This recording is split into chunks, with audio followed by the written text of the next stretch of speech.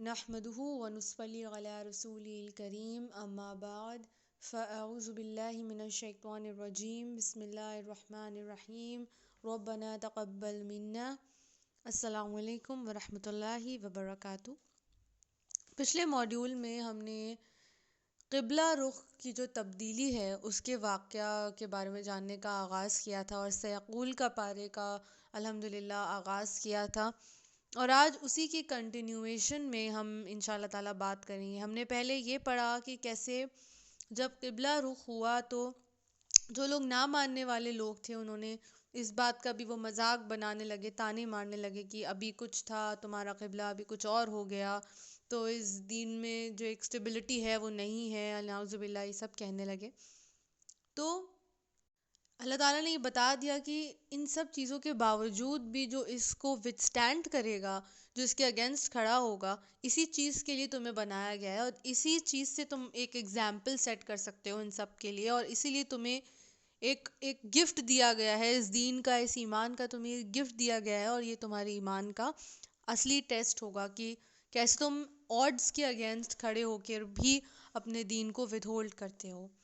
اور یہ تمہارا صرف ٹیسٹ تھا یہ دیکھنے کے لیے کہ کیا تم واقعی میں رسول کی پیروی کرتے ہو یا نہیں کرتے ہو۔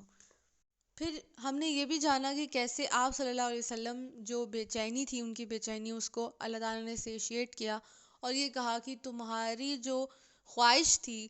وہ پوری کر دی، اور اب تمام مسلمان جس رخ کو تم چاہتے ہو، جس رخ کو تم صحیح سمجھتے ہو، وہیں پر رک کر کے تمام لوگ نماز ادا کریں گے۔ اور جب یہ حکم آیا تو عصر کی نماز میں تھے، اور کیسے اسی وقت رکوع میں ہی انہوں نے اپنا رخ موڑ لیا، اور باقی لوگوں نے بھی، ان کے جو فالوورز تھے، جو ان کی پیروی کرنے والے تھے، اور جو واقعی میں رسول کی پیروی کرنے والے تھے، جو واقعی میں رسول سے محبت کرتے تھے، ان کی عزت، ان کی عظمت ان کے دل میں تھی، ان لوگوں نے ساتھ میں اپنا رخ پھیر لیا، کیونکہ ان کو یہ یقین تھا کہ آپ صلی اللہ علیہ وسلم جو بھی کریں گے وہ دین کے خلاف نہیں ہوگا، وہ دین کے لیے ہی ہوگا، وہ دین کی خاطر ہی ہوگا، وہ دین کے مطابق ہی ہوگا، وہ اللہ تعالیٰ کے چاہنے والے راستے کے مطابق ہی ہوگا۔ تو بنا دیر کیے انہوں نے یہ حکم پر ان سب لوگوں نے عمل کر لیا، اور یہی اصل اتباع ہے۔ اتباع کیا ہے؟ ان کے فٹ پرنٹس کو فالو کرنا ہمارے لیے، کیونکہ ہمارے لیے جو اگزامپل ہے وہ سیٹ کیا گیا ہے۔ اس وقت وہ حیات موجود تھے ان کے سامنے، اور وہ یہ چیز کو ان سے انٹریکٹ کر سکتے تھے، ان سے بات کر سکتے تھے، ان کی بات کو فالو کر سکتے تھے، لیکن ہمارے لیے کیا ہے؟ فٹ پرنٹس ہیں، اور ان کو ہمیں فالو کرنا ہے۔ تو ظاہر سی بات ہے ہمارے لیے مشکل ہے، اور زیادہ مشکل ہے، لیکن کیونکہ اب ہمارے لیے تمام آسانیاں رسول کے صدقے سے، رسول کے طفیل میں ہم سب کے لیے ہم سب کو ملی ہیں، تو ہمارے لیے آسانیاں بھی ہیں اور یہی ہماری آزمائش بھی ہے۔ پھر فرمایا وَلَئِنْ آتَيْتَ الَّذِينَ أُوتُوا الْكِتَابَ بِكُلِّ آیَةٍ مَا تَبِعُوا قِبْلَتَكَ۔ تو وہ لوگ جن کو کتاب دی گئی تھی ان کو بہت اچھے سے معلوم تھا کہ یہ اللہ تعالیٰ کا ہی حکم ہے، اللہ تعالیٰ کی طرف سے آیا حکم ہے، اور یہ بالکل حق پر مبنی ہے۔ اس کے باوجود یہ لوگ جو کچھ کر رہے ہیں اللہ تعالیٰ اس سے غافل نہیں ہے۔ اور ان لوگوں اہل کتاب کے پاس چاہے تم کتنی بھی نشانیاں لے آؤ، اتنا بھی ان کو سمجھا لو، یہ کبھی سیٹسفائیڈ ہوں گے ہی نہیں، ان کو کچھ نہ کچھ کمی رہ ہی جائے گی، اور اسی کمی کو پکڑ کر یہ تمہیں جھٹلا دیں گے۔ اور آپ صلی اللہ علیہ وسلم کو خطاب کر کے اللہ تعالیٰ فرما رہے ہیں، اور آپ صلی اللہ علیہ وسلم کو خطاب کرنے کا مطلب ہے ان کی پوری امت سے خطاب ہے، کیونکہ وہ تو کبھی نافرمانی کر ہی نہیں سکتے، نافرمانی ان کی امت کر سکتی ہے، تو صرف یہ ایک ذریعہ ہے بات کو پہنچانے کا، اور ہم تک بات آپ صلی اللہ علیہ وسلم کے تھرو پہنچائی جا رہی ہے، تو ان کا مرتبہ بہت بڑا ہے، اور ان کے مرتبے کے لیے جو لوگ اپنے آپ کو عاشق رسول کہتے ہیں ان کے لیے اس کو ماننا بہت ضروری ہے، اور عاشق رسول ہونا بھی بہت ضروری ہے، اور عاشق رسول صرف نام کا کہنے سے فائدہ نہیں ہے، جبکہ جب ان کے تھرو کوئی بات آپ تک آ رہی ہے تو اس کو فالو کرنا ضروری ہے، تبھی آپ عاشق رسول بن سکتے ہیں۔ تو ان سے خطاب کر کے کہا جا رہا ہے کہ تمہارے لیے یہ پسندیدہ نہیں ہے کہ تم ان کے کہنے پر اپنا رخ پھیر لو، کیونکہ جو یہودی تھے اور نصارہ تھے، ہم پہلے بھی پڑھ چکے ہیں کہ وہ دونوں یہ کہتے تھے، ان میں بھی اختلاف تھا کیونکہ ان کے بھی ڈائریکشنز الگ الگ تھے۔ جب مسلمانوں کے اگینسٹ آتے تھے تو یہ لوگ ایک جیسے ہو جاتے تھے، ایک ہو جاتے تھے، لیکن ادروائز ان کا بھی جو رخ تھا وہ الگ تھا۔ تو جو یہود تھے وہ صخرے کی طرف رخ کر کے نماز پڑھتے تھے، اور نصارہ جو تھے وہ جو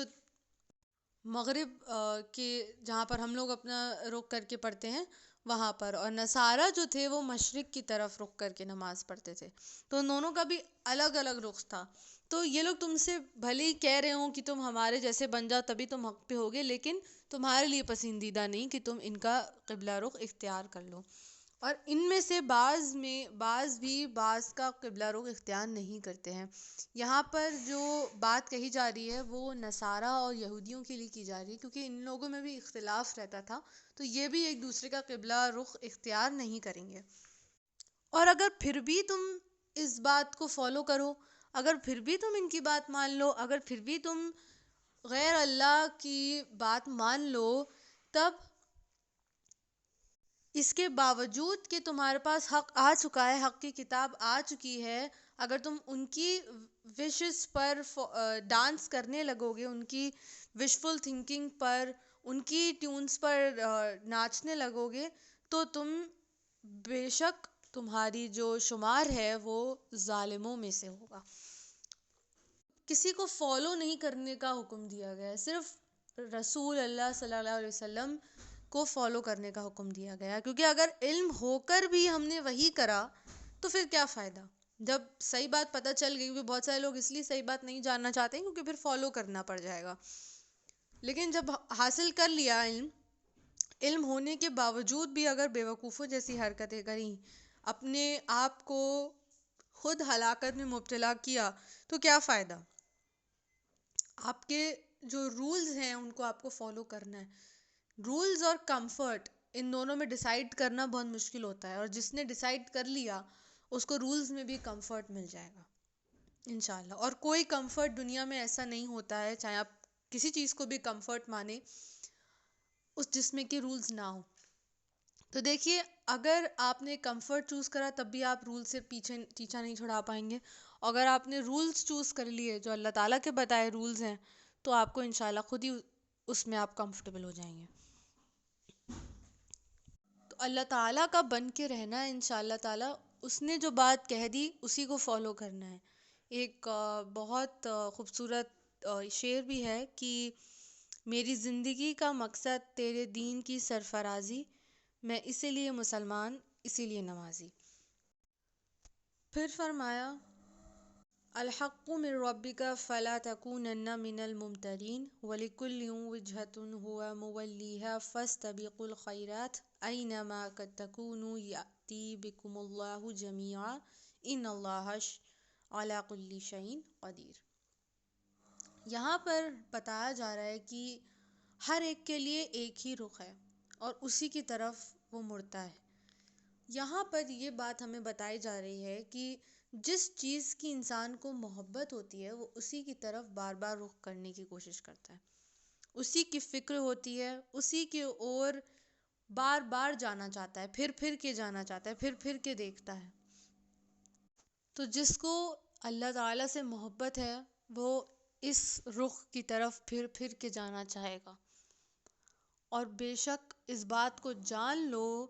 کہ اللہ تعالیٰ ہر شر پر قادر ہے، ہر شر پر اس کا کنٹرول ہے، وہ جس کو چاہے پھیر دے، جس کو چاہے گمراہی میں مبتلا کر دے۔ جس کو اللہ تعالیٰ کی محبت ہوگی، جس کے دل میں رچی بسی ہوگی، وہ اللہ تعالیٰ کے کہنے پر اللہ تعالیٰ کے رخ کی طرف ایک ساتھ سب جمع ہو جائیں گے اور پھر اللہ تعالیٰ کی عبادت میں گر جائیں گے، اور اسے اپنی تمام نعمتوں کے لیے انشاءاللہ تعالیٰ شکریہ ادا کریں گے. ہم نے اس کے آگے ہم انشاء اللہ تعالیٰ پڑھیں گے کیسے یہ قبلہ جو ہے اس کا رخ جو ہے وہ بھی ایک نعمت ہے، کیسے ایک مرکز کا ہونا ایک بہت بڑی نعمت ہے. یہ اللہ تعالیٰ کا بہت بڑا احسان ہے کہ ایک مرکز ہے ہم سب کا، کیونکہ اگر ایک مرکز نہیں ہوتا تو سب ایک دوسرے سے لڑ رہے ہوتے.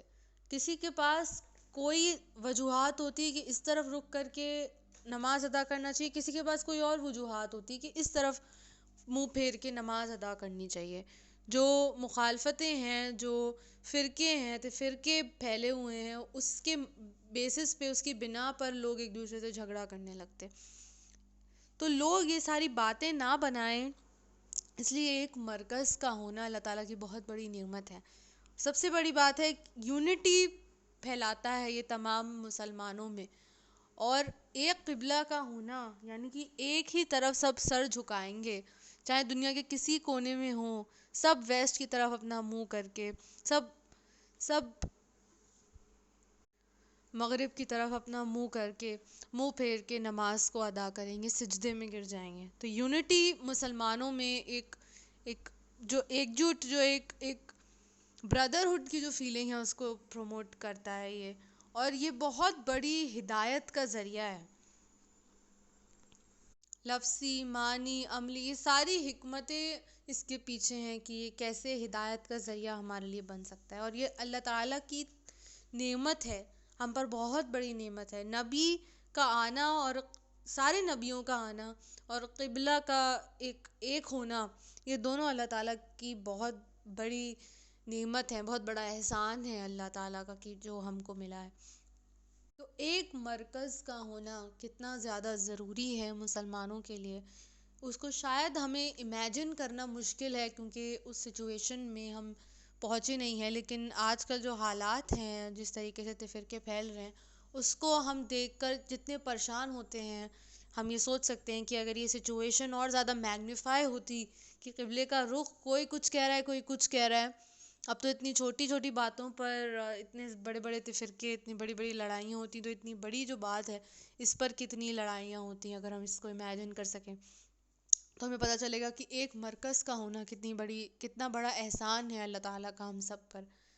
اور تمام احسان ہے اللہ تعالیٰ کے ہم سب پر. ہم پوری زندگی بھی اگر ہم عبادت میں گزار دیں تب بھی اس کا حق ادا نہیں کر سکتے.